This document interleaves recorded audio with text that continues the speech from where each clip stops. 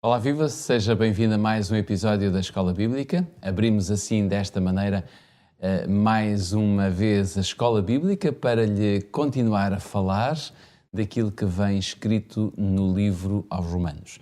É sempre muito bom poder estar consigo, você que está desse lado, quer pela TV, quer também pela rádio, e saiba que tudo damos, tudo fazemos para que você possa, de alguma maneira, encontrar Jesus e poder, de alguma maneira, também entregar o seu coração a Jesus. Temos connosco o pastor Pedro Esteves, que diariamente nos acompanha na Escola Bíblica, e é com ele que nós tratamos do livro aos Romanos. Olá Pedro, obrigado por estares connosco mais uma vez. Temos começado sempre as nossas lições com um sumário. Qual é o sumário de hoje? Hoje vamos tentar perceber como é que o amor de Deus, um conceito fundamental para compreender a Escritura e como Deus se revela, mas como é que esse conceito pode conviver com a ideia e o conceito de que Deus também tem cólera ou ira contra o pecado. Amor e ira, vamos tentar conciliar estes dois conceitos. Vamos ver como é que isso pode acontecer. Para isso, abrimos a nossa Bíblia em Romanos capítulo 5, para lermos alguns versículos, o versículo 6, o versículo 8 e o versículo 9. Siga a leitura atenta que nós temos para lhe fazer através da Bíblia, que diz: porque Cristo, estando nós ainda fracos, morreu a seu tempo pelos ímpios.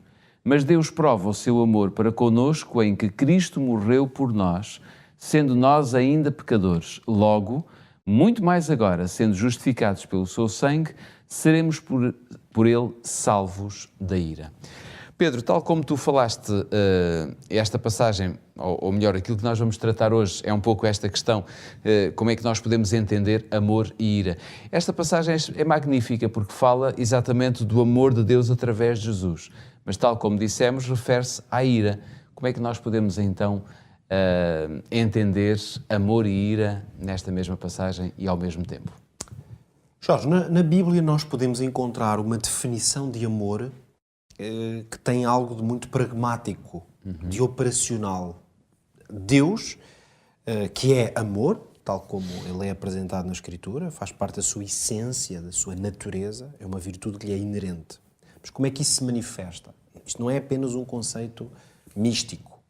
O amor de Deus, na sua relação com o homem, o ser humano, essencialmente manifesta-se através da iniciativa divina de reconciliação.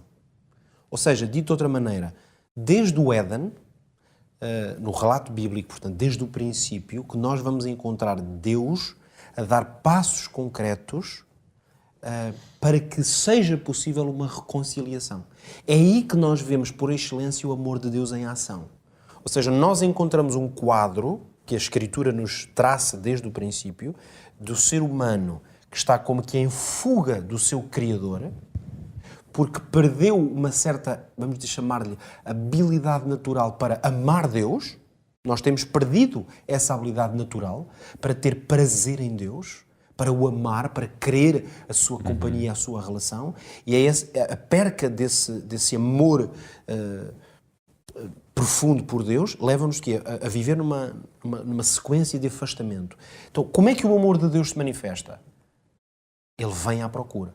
Portanto, bastaria que Deus ficasse quieto e automaticamente o homem se autodestruiria. Aliás, isso seria uma forma de resolver o problema do grande conflito na história desta terra.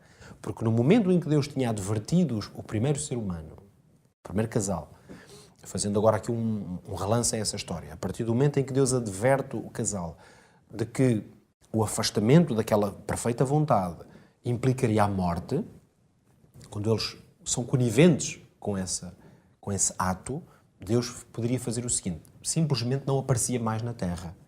E nós poderíamos compreender facilmente que o homem entraria numa espiral de morte, no fundo, de destruição, e poderia simplesmente morrer.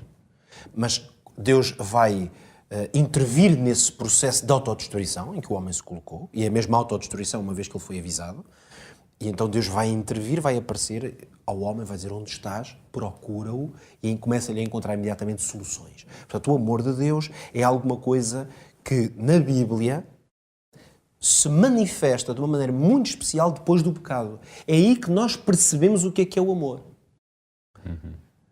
Porque foi alguma coisa que fez com que Deus saísse do seu espaço e viesse em busca do homem. Deus teve a iniciativa de prover o quê? Um meio de salvação. Por isso é que Deus convida homens e mulheres de todos os povos, em todos os lugares. O que é que Deus convida? Aceitem-me. Eu não vos quero deixar ir nessa espiral de morte e destruição. Aceitem-me. Por isso é que a Escritura diz que quando veio a plenitude dos tempos, Deus enviou o seu Filho. Mas o que é certo é que Deus também, para além de ser amor, Ele também fica irado com algumas situações. Exatamente. Por isso é que nós poderíamos debater-nos com a ideia de como é que se podia conciliar tudo isto que eu acabei de explicar, com uma tentativa de definir como é que o amor de Deus se verifica, e ao mesmo tempo a ideia de um Deus em cólera, ou da existência de uma ira, enquanto uma espécie de entidade que emana de Deus. Há uma ira, eu digo assim uma entidade porque o próprio apóstolo Paulo diz, somos por ele salvos da ira, como se a ira, neste artigo definido, parece que a ira é uma coisa que existe por si mesma. Essa ira também está em Deus. E porquê que, do ponto de vista de Deus, essa ira ela é perfeitamente conciliável com o seu amor? Porque como é que Deus poderia amar que ama o mundo de tal maneira, não é? Usando a expressão do versículo, como é que um Deus que ama o ser humano e toda a sua criação desta maneira, como é que ele não estaria em cólera? Como é que não existiria no universo uma ira que emana de Deus contra aquilo que faz os seus filhos se perderem?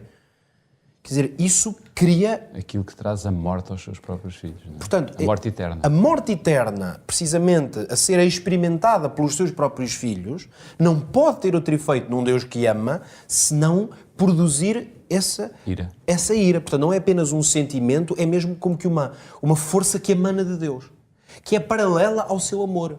É, aliás, absolutamente, em certo sentido, podemos dizer que é absolutamente necessária. Porque a não existência dessa ira em relação à condição do pecado poderia significar indiferença. Talvez aqui, para quem é pai, mãe, filhos de alguma maneira, todos somos, não é? Quando passamos pela experiência da paternidade, como nós, que temos filhos, ainda crianças ou jovens, compreendemos muito bem, talvez, esta realidade. Aliás, por isso é comum dizer-se, e é um facto, que quando temos filhos e amamos e acompanhamos os nossos filhos a crescer, o amor de Deus para nós fica muito mais claro. Repara, nós, por exemplo, que lidamos também com jovens em situações diferentes. Eu, se vir um jovem que cometeu um erro, que fez alguma coisa mal, estou a acompanhá-lo, se calhar dou-lhe um conselho, mas vamos ser claros, se for uma pessoa mais ou menos estranha, eu posso dar-lhe um conselho, posso dar-lhe uma indicação, mas eu sinto-me um pouco indiferente, mesmo que ele tenha cometido um erro.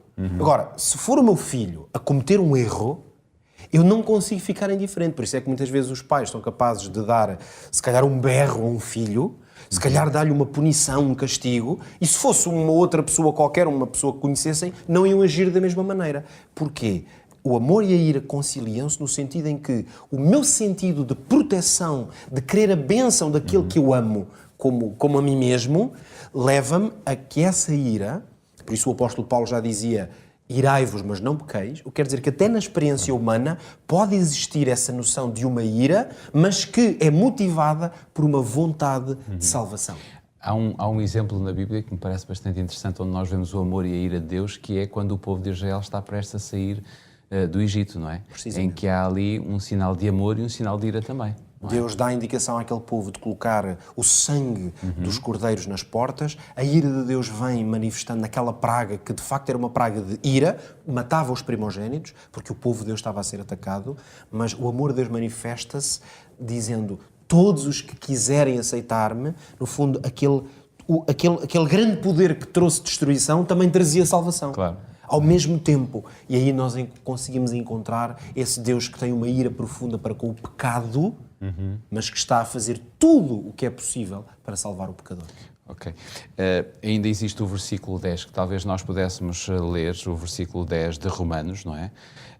Porque se nós, sendo inimigos, fomos reconciliados com Deus pela morte do seu Filho, muito mais, estando já reconciliados, seremos salvos pela sua vida. É isso. Então, talvez aqui poderíamos já, em termos práticos, dizer que se Deus tratou os seus inimigos, que é como o apóstolo lhe chama, morrendo por eles, quanto mais nós, fica um apelo, não devemos amar os nossos inimigos e todos os que estão à nossa volta, porque foi assim que Deus nos salvou, quando nós ainda éramos seus inimigos.